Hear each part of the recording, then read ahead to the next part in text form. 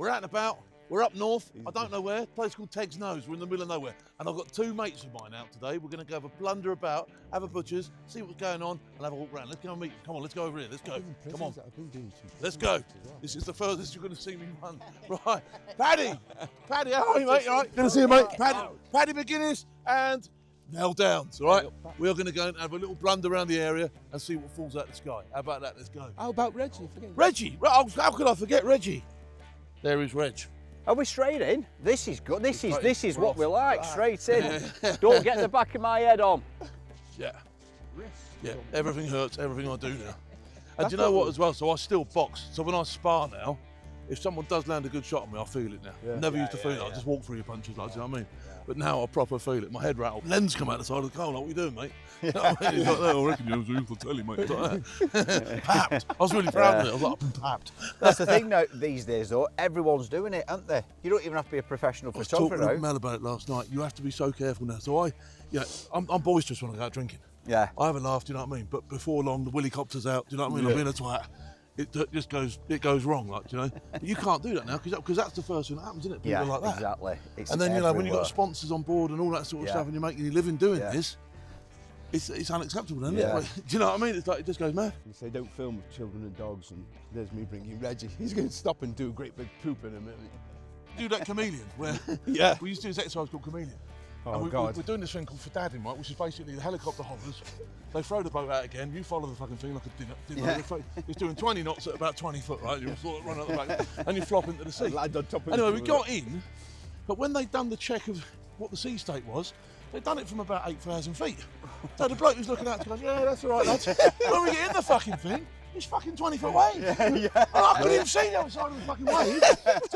So when we came to go to the shore, the surf was insane. Yeah. It's like Bondi Beach. Yeah. Boats were getting thrown upside down. Yeah. So just about every boat flipped over.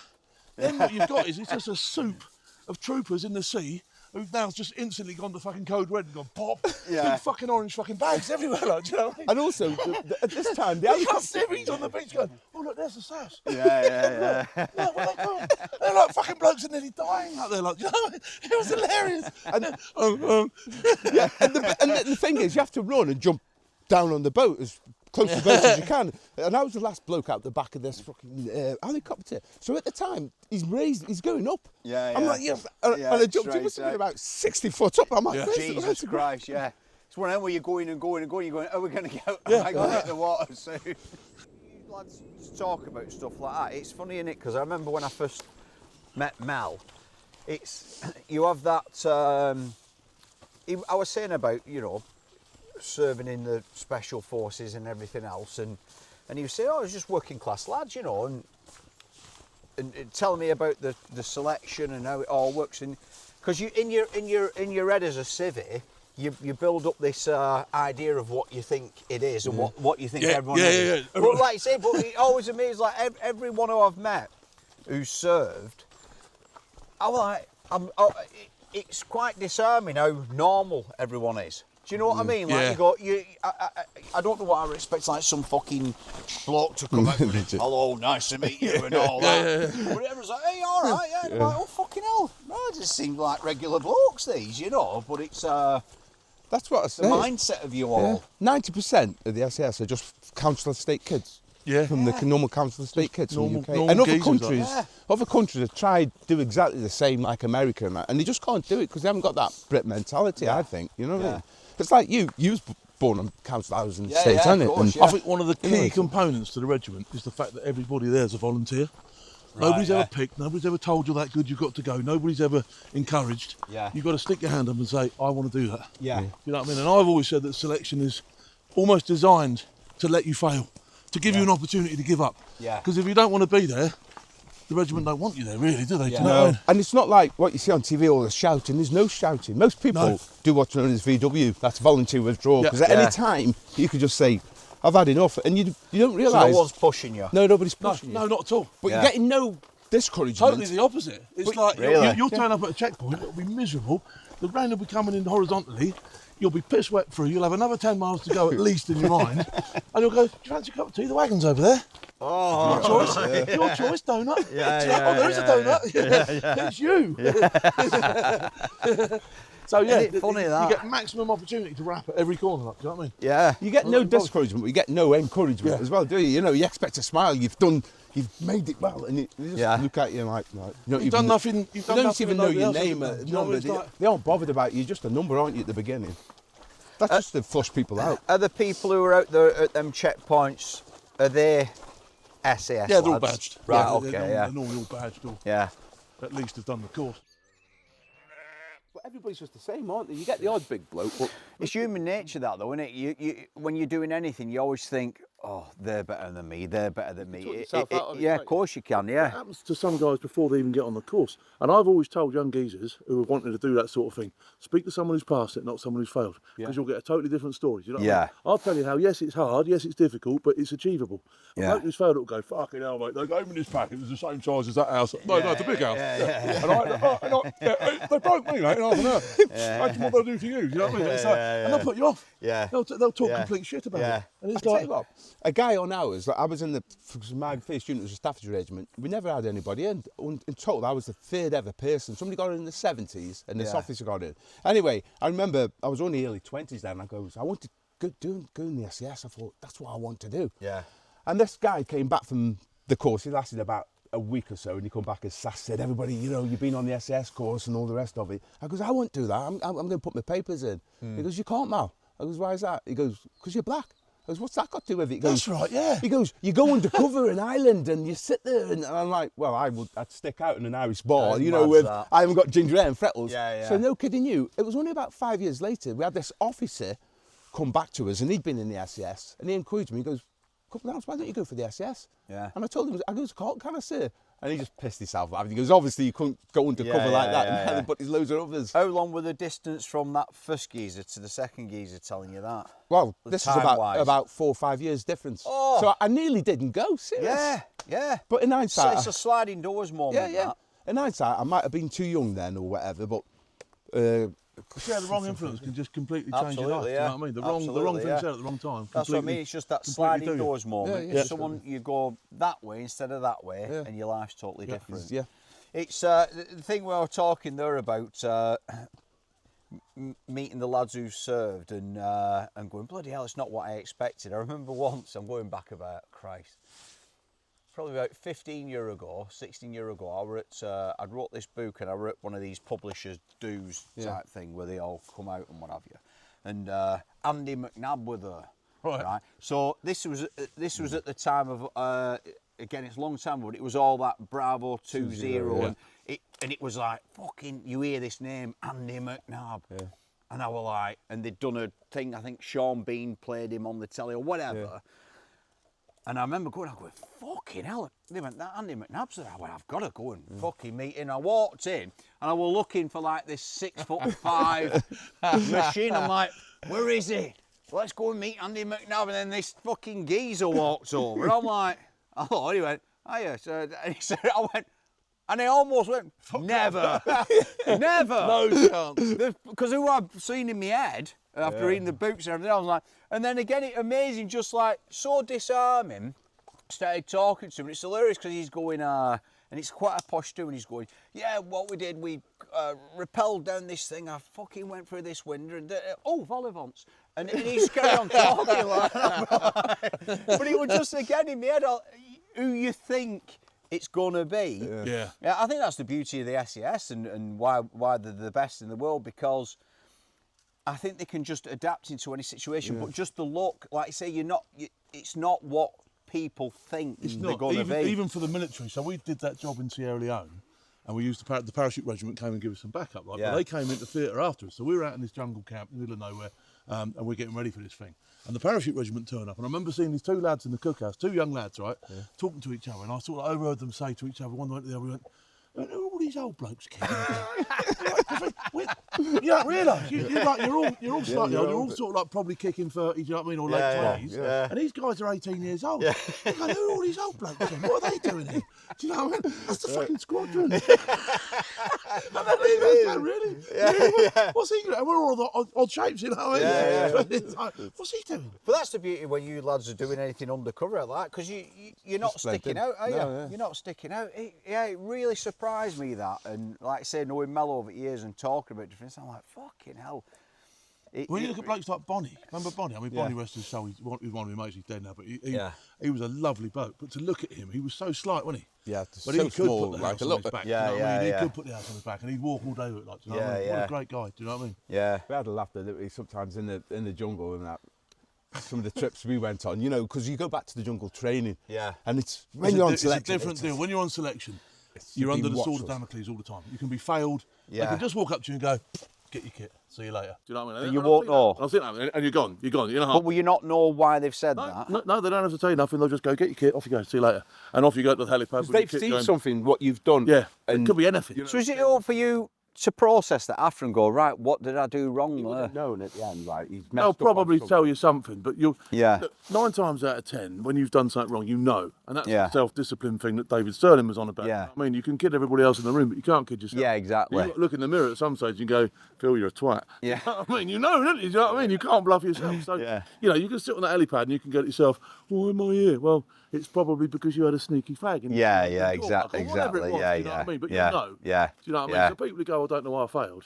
You do. You do know. Exactly. Exactly. Most people VW, don't they? I think, that's the 90%. Yeah. The jungle's the main one in it, where that's like the one where people go, I can't do it. The hills is resilience. The hills is, you know, can you actually get from A to B? But you're not soldiering in the hills. Yeah. But when you get to the jungle, it's hills, it's animals, it's beasts. Everything wants you dead, including the staff. Everything wants you dead. The world's against you. It rains every day at least twice. You get piss wrapped. You're minning, you're stinking. You're not washing.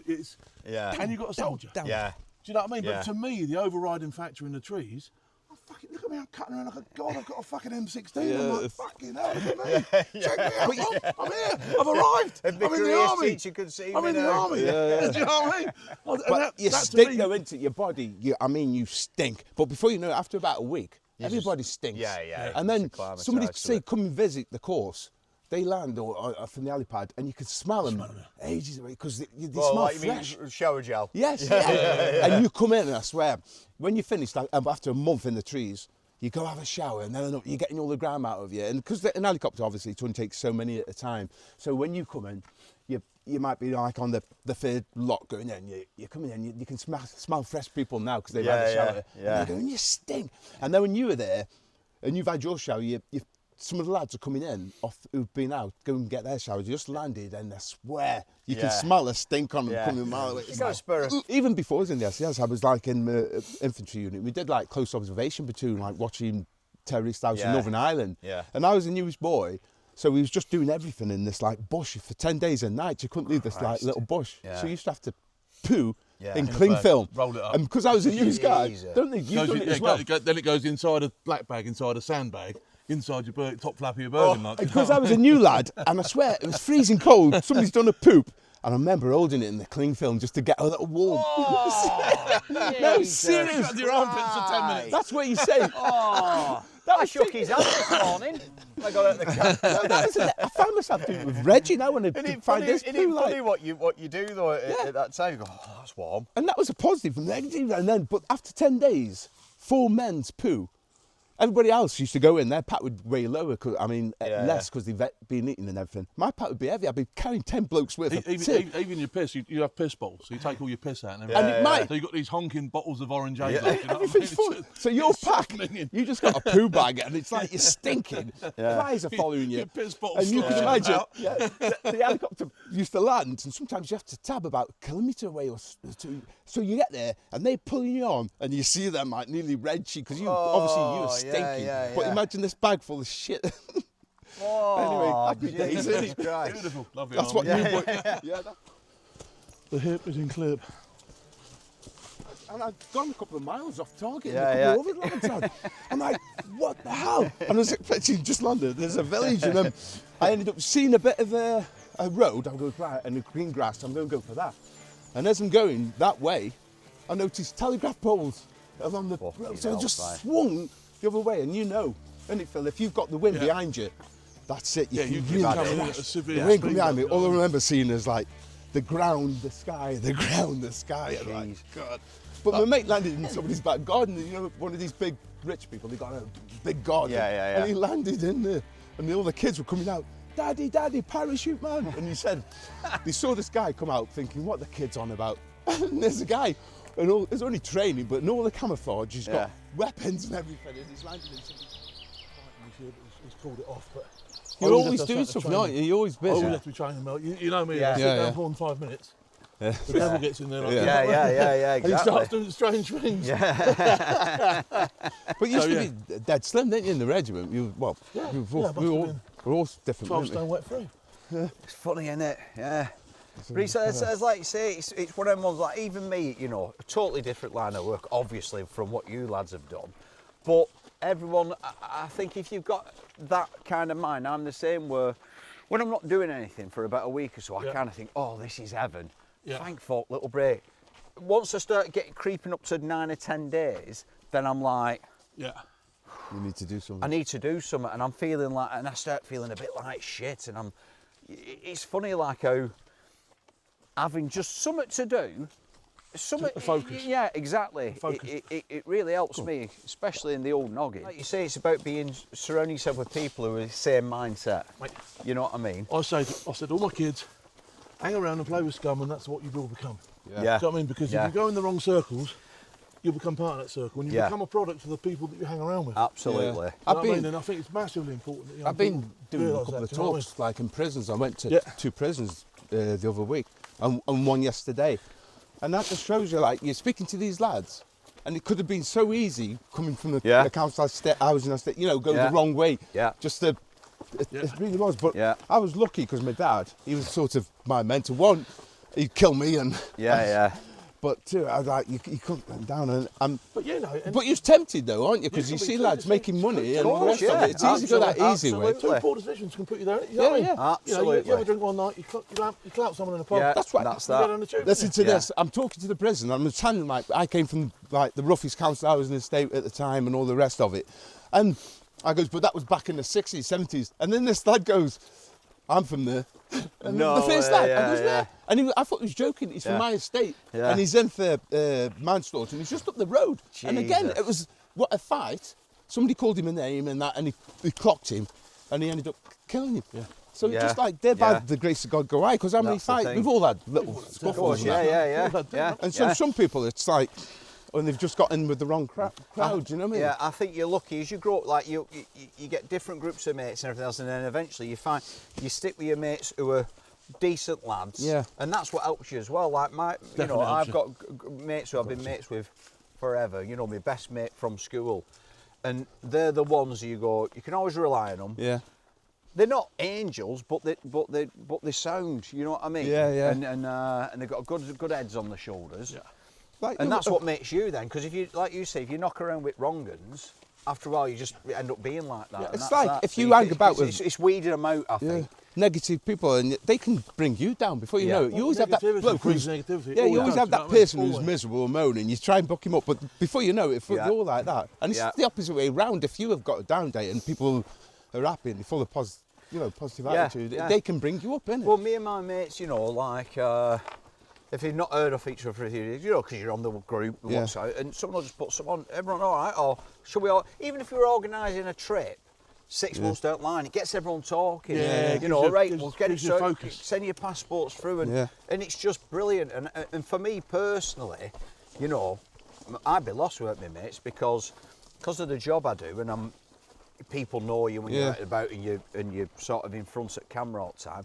It's great to just be yourself around your mates. When I say yourself, just where you know these lads, you've known them forever, you can just have a laugh and just switch off. Yeah, exactly, just switch off. Yeah, it's like, you know, when I have a drink on camp now, or, you know, when I do these various sessions, I can relax. If I go to Witherspoons, I've got to look over my shoulder. Exactly. You know what I mean? Exactly. All the time looking over my shoulder. Exactly. Because, and again, this is the thing about, I've said this on Instagram in the past, you know, these... everyone's usually all right, but you know, knobheads, you can't do much with a knobhead. So if you're out in the Wetherspoons and someone gets wind of what you did, and you know, SAS and all that, well, you know, you're like going, knobhead, just a knobhead. I had it. And you're the one who ends up in the bother. Before anyone knew who I was, and I'd done all the public stuff, I was out with a guy called Trevor East Jones. Remember the guy that was in the car with Diana when she died? I was out with him in Middlesbrough. We was doing the job on this estate. It was horrendous, but we was looking after this family. And when the job finished, we went for a night on the piss in Middlesbrough. Yeah. And people kept recognising Trev. And these lads are going to him. They're going, "You're that bodyguard, yeah? You're that bodyguard, you know, lad?" Oh yeah. And Trev's going, yeah, nice one, you know. And then they think to themselves, we can have a little tear up here and make a name for ourselves. Yeah. And so Trev's going, no, mate, I don't fight. I've got an injury to the brain. I can't fight. Then, because I was a big lad then, they looked at me and go, well, he's a big lad. Does he wants fucking fight? You know what I mean? Like, for fuck's sake, you don't want to fight. I just want to go home. Yeah, it is. It's bonkers. And that was my first ever taste of really the public getting into someone because they knew who they were. How have you found it? Because obviously, you know, you've got a successful channel now on YouTube and a lot of people know you. How have you found that side of it? So many things. So humbling is one of the things that, you know, I was saying to Mel, I've got a van that's all liveried up and all that with Force Radio. Yeah. And people they'll drive past it and then I'll see them pull over. Mrs. will Google it, go, yeah, that's him. Yeah, and then they'll let me overtake, and then the horn starts going, oh, you know, it's mad. And everywhere I go now, you get it, people come over. And it's nice in that respect, but you then, on the flip side of that, you can't relax sometimes. Because you never know. Yeah. And I said to them, I did a trip to Northern Ireland recently, and lots of people recognise me everywhere I went. Yeah. But if the good guys are recognising me, hey, guess what? Yeah, so the lunatics like, you know what I mean? Yeah. So you got to watch yourself a little bit sometimes with it, like, you know? Do you know, like, obviously now, if you lads go over, say, Northern Ireland, you're on a do or you're having a beer out there and what have you, do you now feel kind of semi-relaxed there, or are you still always a little bit weary? No, I'm fine with it. I was fine with it in the day. Yeah. It's knowing your surroundings and understanding your surroundings. Yeah. Do you know what I mean? Yeah, and totally. Putting it into perspective and being I must appropriate admit, for what you're involved in. Going to certain areas, I'd still feel a bit dodgy. You know, I mean, you can go, so you can walk down the Falls Road and you can go to all these places that were predominantly, I've never been there. Yeah. you know, predominantly sort of like areas that you'd be told not to go into, and you would still raise a hackle out of people. Yeah. They'd still be like.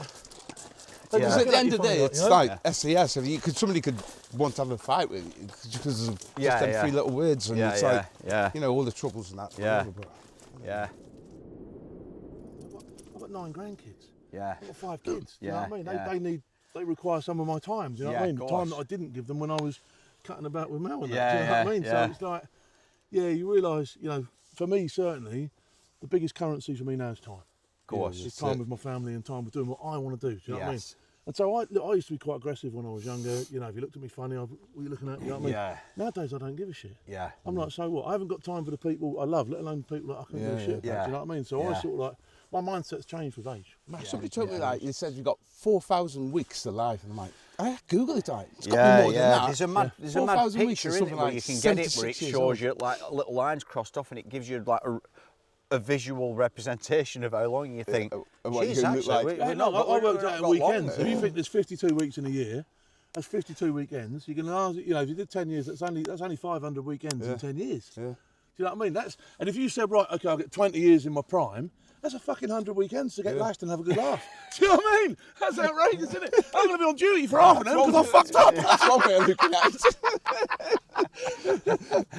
So where? What's it? I remember thinking that in my 20s, thinking I've got to go every second I'm getting myself. I've got to go and do Cream something. every last bit out of it. Well, there's 1,440 minutes in a day, so you could spend 40. Somebody said like you could spend 40 minutes doing something positive, like training or whatever. You think, hang on, is it that? I looked at my phone the other day, and you've got a thing in your phone where you can see how much. 6 hours I've been on my phone in a day. 6 hours in a day in front of that screen. That's because I'm checking my social media, I'm looking at YouTube, I'm trying to I'm getting ideas for my radio show, I'm doing this, I'm doing that. 6 hours on my phone. Yeah. 6 hours. You don't realise, do you? When you look at that, how long you've been on, it's funny, and that 6 hours of looking down, you're not just looking up and seeing everything and what have you. Yeah. It is mad that way. What's he found? This lad. So a bomb from World War II. He's found something there. Get that. What's that, mate? Yeah, if it's treasure, we have to split it 3 ways. You see some bones. I He's tell you look what, at that, though. look at that, he's well in. Have you seen that? I bet you Amsterdam. It's called Monster Ed Gein. Ed Gein. Ed Gein. Oh, he's the geezer. God. Is he American geezer? Is he like a Based on serial real killer life, or yeah. something? Yeah. God almighty. Yeah, he's like he was like a massive geezer, glasses, tash. No, that him? was This is- Gacy, I think. Gein was quite slant, well spoken, but he was Oh, completely no, I've not psycho. seen that Oh, was right. what's his name? Damon. That's Jeffrey you know Dahmer. Dahmer, Yeah, yeah. Dahmer, didn't you? Do you know when you talk about that then on Netflix? That's another one in it where you're saying about 6 hours on your phone. You can go down a bit of a rabbit hole on Netflix. You start watching a documentary, you go, because that's why I watch. I go, fucking hell, this is good. And then next minute you're in, aren't you? I download them if I'm flying anywhere, and that's when I try and watch them all. Yeah. You know what I mean? But And then you don't want the plane land. You won't finish off that last episode. yeah, but I see I'm at this thing now because I'm doing that hard 75. One of my biggest things for me used to be sleep. I'd never be in. I'd be too late getting in bed. I'd get up and you can feel it during the day. Just you're a little bit off it. But since I started this, I've tried to be in bed with a book. I am an old fucker. By about, I tell you what though, I feel so much better getting about 8 hours sleep. Again, can you give us a quick?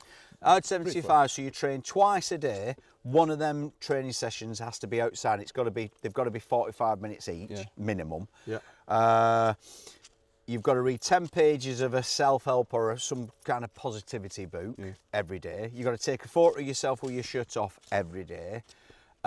Drink 3.5 litres of water and stick to a good diet and no alcohol. Yeah. And you do it every day, no rest days for 75 days. But it's weirdly, you get fit as a byproduct from it. But the reason I did that challenge, it was more about seeing if I could just do it. You could do it, yeah. So mentally. I'm looking at this now. I'm thinking that could be. I could get some of this off for me. Like, you know what I mean? And I have not done it like that, but I've naturally I found it dropping off because when you think about twice a day, every day, no rest days, weekends, everything. Even if you're just out doing 45 minutes of like a brisk walk, you're doing it every day. It's amazing. I've still got that static cycle as well. Yeah, still got that. So yeah, so I've sometimes. started mixing the training up now just to keep it interesting because there's only so many times you can go into the gym and do a bench press or everything else. So now I've started incorporating for the first time ever, and this has been brilliant, yoga. Yeah. Mate, someone's trying to talk me to go to hot yoga. I'm like a lead pipe, my body. Do you know what I mean? Honestly, Phil, if you get into doing that, firstly, you'll be surprised how difficult it is because you think it's all leotards and this. But you're like that. I remember doing a thing where I just had to sit on the floor upright with my legs out. That's it. Yeah. Fucking hell, I thought I was just sitting down. I was like that. More so than because you get used to training, weirdly, you get used to weights and hitting bags and everything else. So even though it's hard, you kind of, you can do it because you're used to it. But you do something like a yoga thing where it's like holding these, you're like, fucking day after. It'd be like I'd done a massive session at gym, you know, with DOMs and stuff like that. I did the same with Pilates. Is a bit like I did that with Pilates, and in this class it was just all women and then Lycra, which is another thing. But so there's me. I'm doing all this, and I'm thinking, God, and then they can do different stages. It's like, this is an easy one, it makes it a bit more difficult. So I'm always trying to do the difficult ones. And then afterwards, next day, my hips, because it's all to do with hips and all the movement. But it made me so much better, like, because I had a back problem. And I did that reformer one where it's like a slide, it's like a bed in it with Pilates and it moves and there's like pulleys on it. Yeah, I did got that part as well. And I, again, struggled, but I tell you, like a weekend in Thailand, that. Weirdly though, it'll help you with your boxing because your shoulders and everything else, just that little bit of your hips, just that little bit of extra fluidity. I've got no flex in my hips. Yeah, honestly, I recommend it. For me, it's just good to do something a bit different. Like I say, I'm gonna meet up with Mel a bit further as my fitness gets up, and I'm gonna get him to give me a military fitness session and what have you. Yeah. So just the right guy there. Oh, I know. Once he said, we'll go out for a tab. He says, well, that'll be nice. Like go over to Mel's and what have you. And then he starts running. I'm like, fucking hell, I thought we were having a nice. And I was like that. We did a talk with the army. We went down to the artillery and where was it, Larkhill? Went to Larkhill, didn't we? Yeah, We're yeah. both doing a talk the other day. And the lads had gone, right, I went to the gym in the morning, did a bit of boxing with some of the lads and did a bit of climbing and that. And he's gone, oh, we'll go for a run, he says, but we'll take it steady. These kids, they're spread out. They're spread out across the area. I'm like, they didn't even make breakfast after that. Fucking blokes outside going, and he's like that. Well, what's wrong with him? Yeah.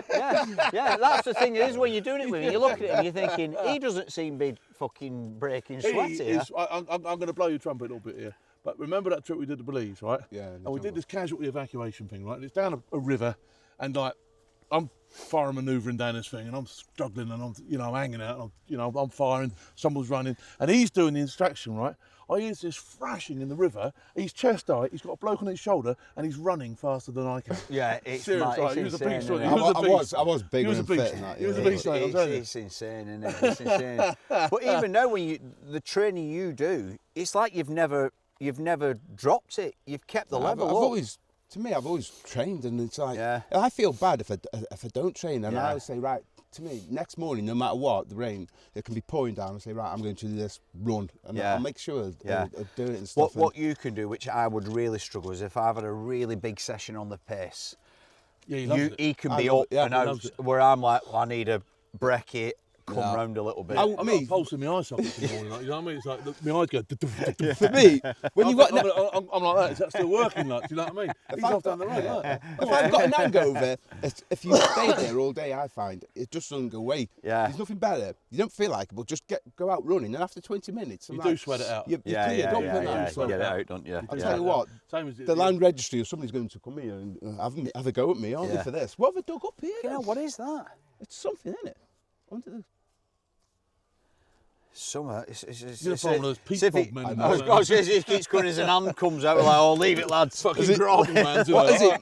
Is it National Trust or something? Somebody's going to have a go. Get that, he's eating it. Belting. Who'd be your dream guest? Get on, Phil. What, for my podcast? Yeah. Do you know, there's quite a few. But I'd love to have Gordon Ramsay on there. Yeah. Because I think we could have a swear off. We could have a proper swear off. I reckon I'd outdo him with a swear off and all. Do you know what I mean? I know some choice words. Do you know what I mean? Yeah. I could keep up with him with that. I don't know who else. There's so many people because there's so many different angles of attack. Like Clarkson. I'd get Jeremy Clarkson. There is. I want to do a series podcast called The Military Connection. People who've got a connection to the military. Now, Clarkson's old man, Clarkson's granddad had a VC, one of the Victoria Cross. Wow. So he's got a connection to the military there. Gordon Ramsay's got a son in the Royal Marines. There's a military connection there. So I'd like to sort of like, with us being force media, we always try and make some sort of claim on the military. Well, you found out when you did that. And you're welcome on any time you want. What was it? Your long lost family and well, my uncle served and my dad served and all these brothers served. And then I did Who Do You Think You're On, the BBC, and we found out me great granddad was in the Battle of the Somme. Wow. Which is and what was not in the Boer War? The Boer War. He was in the Boer War. And we had a medal bloke come on, and he brought some medals from the Boer War. And it's crazy, isn't it? You think that was given to a geezer that was scrapping with a sword on the back of an horse. Yeah. Do you know what I mean? But if you think of the Boer War and that, you said there wasn't that many fought there. What happened in the Boer War as well? He was dead young when he was out there, but also the programme put a thing out on the internet saying they do research, like, has anyone got any medals from the Boer War we can show him? Some collector sent one in, didn't know it were me, total random. It were his name, his regiment number, everything on there. Bonkers, isn't it? And they had it there, and I couldn't believe it, and they couldn't believe it. I went, so I had his actual medal that had been on his chest in my hand. All those years later, it was like it was one of them, you know. And I always anyone who served for me, you know, they have my utmost respect because you know, at the end of the day, you're the ones out there doing it while we're kind of living our life. I'll tell you where it got me one time. I was doing a parachute jump in the old Second World War kit. Yeah.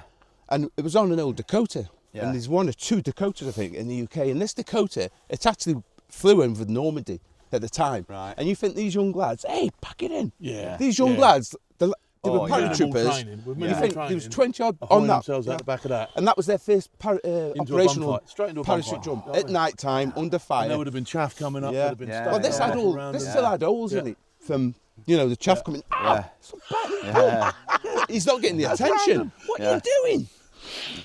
And as well, them young lads as well. Right, okay. Unlike now, probably never been out at UK as well. No, they'd never been on a lads' holiday. Yeah, that's what I mean. They don't get none of that.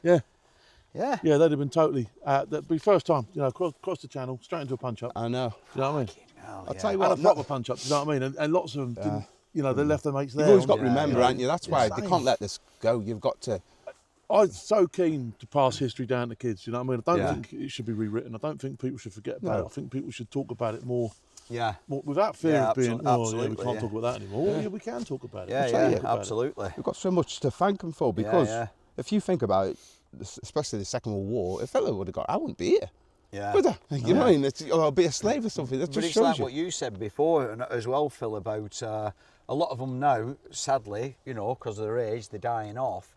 And a lot of the stories, they're gone, so it's like you need to document the first time I ever did an Arnhem, an airborne force in Arnhem, it was about 15, 20 years ago, whatever. I went over there, loads of veterans there. Last year there was one. I didn't go last year, but the year before, on the 80th anniversary, I think there was one turned up and there was one other left, or something. There was something like two left, you know what I mean? Yeah. And that's history falling off the end of the block. Yeah. Do you know what I mean? And if you don't get those people in, and I've done 2 World War II veterans recently, and one was a pilot, had a tremendous story. He never really told it to anybody. Yeah. Do you know what I mean? I had him sat there, and he's going, and I got him in plane. He's going, anything won't perform properly because I've been shot up and everything. And he's going, I used to get my pillow out and put my feet on the rudder and go to sleep on the way back. That was my autopilot. And I'm like, you're a fucking legend, mate. You know what I mean? You forget about anyone else. You are a legend, mate. You know what I mean? It's funny, and he's actually up there scrapping with Germans, like, in the sky, like, I think that era as well, and them generations where they cut from a different cloth. Funnily enough, they didn't talk about a lot. Like I remember once asking my dad about something, and he just never really. And it was only my uncle I spoke to once were telling me about my dad and and I was like, Jesus Christ! And this is after he passed away. And you're thinking, God, I wish he'd have told me, but he just weren't, and he was great, my dad. He brilliant, always upbeat, happy, laughing and all that, but just never really spoke about much like that, but. It's just a different generation. Yeah, they did it very matter-of-factly, didn't they? Yeah. Oh, yeah, exactly. I've done 20 in the morning when I'm ready. Yeah, it's crazy, isn't it? Yeah. I think in some of those situations you lads have been in, it's that extreme. You've got to have a sense of humour. Yeah, you've got to. It can be dark sometimes, and it would only be funny in theatre. Yeah. But it's still funny, and it's enough to get you over the lip, like, do you know what I mean? Yeah, absolutely. Have you two ever been asked or to do any consulting? Like you see these films, action films and stuff like that, anything military. Have you ever been asked to come in? I'd like to get into it. I'd like to do it. Yeah. Because I'm meticulous about, I look at some of these films and I go, nah. My missus hates it because she's saying, you're watching a war movie with you. And you're going, that's not how it works. Can you just shut up and let us watch it? Like, no, they never had that in this day and age. Because some of it is bonkers, isn't it, when you look at it? Well, it's the ones where they take a couple of gunshots and they're carrying on and they're having a fight and you're going, Jesus Christ, these... Well, you've got a magazine that never gets changed. It's going on for 15 hours. Like, you ain't changed that yet, mate. You've probably run out. You only have 30 in there to start off and you've done 500 now. Yeah. I wonder how it works that, because I reckon there'll be people who must do it on films, but again, it's once you get in, that you become that bloke who does all the films then. It's like... Oh, you can't get a look out there doing it. There'll definitely be people out there doing it. Yeah. Even just how you hold a weapon. Because people notice it, especially anybody who's been in the military. They notice all that, and you can tell if it's been properly done and that. Yeah. And the same with, you see somebody hit somebody in a fight or hit them with a rifle or whatever. Yeah. And suddenly they're knocked out and don't get back up. It's bollocks. Yeah. What's the most realistic film you've ever seen where you've gone, that's pretty near to the money? I thought, film. I tell you what. Saving Private Ryan at the beginning when all the things fizzing around. Black Hawk Down. Black Hawk Down. Black Hawk Down, a lot of that is. Yeah. Is decent. Interesting, that. What do you do? Is it like a little theatre show? Yeah, the main theatre. Mate, you brought water and that. Brought the water, yeah. I brought that because I thought with you two, I never know what's going to happen sometimes, and I thought they could just spontaneously fucking start trotting on or doing something, and I'll be like, spontaneously nothing. I'm blowing at me ass. Spontaneously bringing my hoop up. I keep expecting walking up like a flashbang going up. I'm going, what the fucking hell's going on? I'm like, oh, I'll take some water just to get the tear gas out of my fucking eyes. I'll tell you what, mate. We only made it up here. I was on about I've got about 8% charge. I didn't charge my Tesla up, my electric charger. Oh, and you I didn't charge up properly. Yeah, that's why I give you. Have you got a point at home? Yeah, there's a point at home, but I'm gonna have to go downtown and get some. I won't be able to make it home. There's plenty around here. Yeah, your raters around. You'll have a thing on the Tesla where you press it takes you to one. We couldn't, between the pair of us, we couldn't fathom it out. I've not even checked all the. I've got it. We're just poking the screen. Like, come on, work. Phil, where is it? Yeah, I goes, find us a charging point, and it's all over the place. And it's got bells and whistles going off everywhere. Yeah.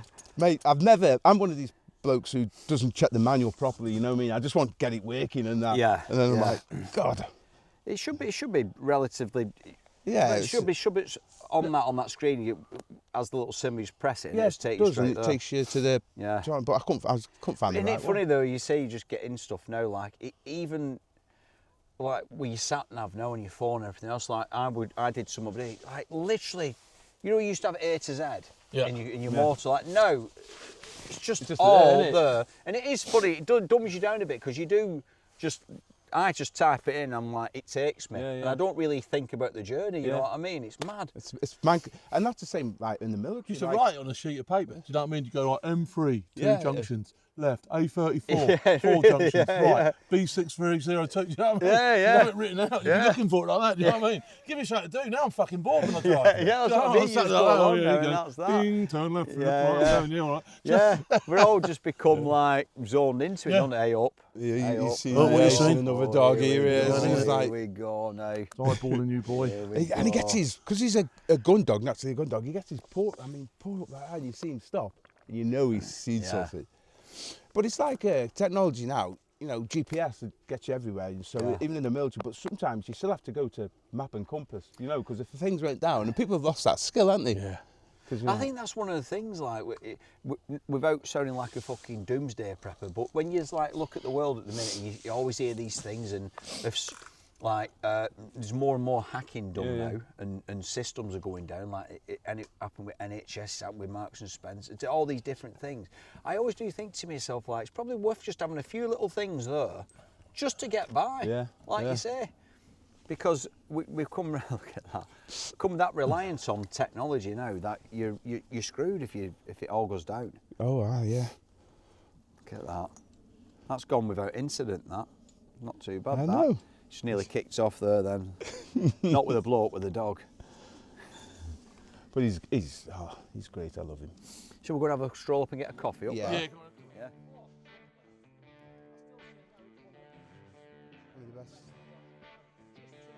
That's how I do it. It's me being working. It's working really well now. What's no? Listen, man. Sit. Proper controlling that dog. Sit. You are. Sit. People always say to me, what was it like when you passed selection and where did you go? So I went straight onto the counter-terrorism team, and for the first time in my life I got given a pager. So I'm sort of like, I'm not a fucking pager, I'm important, do you know what I mean? So I used to wear this thing on your hip, didn't you, know what I mean? Take it in the shops, put it on vibrate, lovely piece of kit, right? So I was in Sainsbury's in Hereford, right? I'm in Sainsbury's and I'm walking around with a trolley, and I've only been in the squad for probably 3 or 4 weeks, right? And I'm walking around the thing, and it goes off, and I'm like, fuck off, no way, I'm sort of like this. I'm trying to look inconspicuous with my thing, and it goes off again, I'm like, fucking hell, I've definitely got to save the world here. So I look down at it, and I can see it in them days, I can't see it anymore, you know what I mean, but I can see it in them days. I look down at it, I go, fucking hell, it's back to camp, like, do you know what I mean? It's got the old fucking numbers on it, you've got to go back to camp. So I'm like, I did this weird thing where I sort of like put the trolley in and wedged up against the beans, and then I've walked out the shop like pretending not to run, and then by the time I got to the shop door, I'm full on swastika like that. I'm up the fucking road, and I'm running. I'm like, I go past the Welsh Club, right on the left hand side, past the ship, up the hill. I'm coming to the gate, and I'm wrestling to get my wallet out of my pocket. I'm like, fuck it, come on, get it out. I've got my ID card. I'm like, fucking show the gate guard. I'm like, saving the world, mate, saving the world. Run past the gate guards like that. No time for you, saving the world.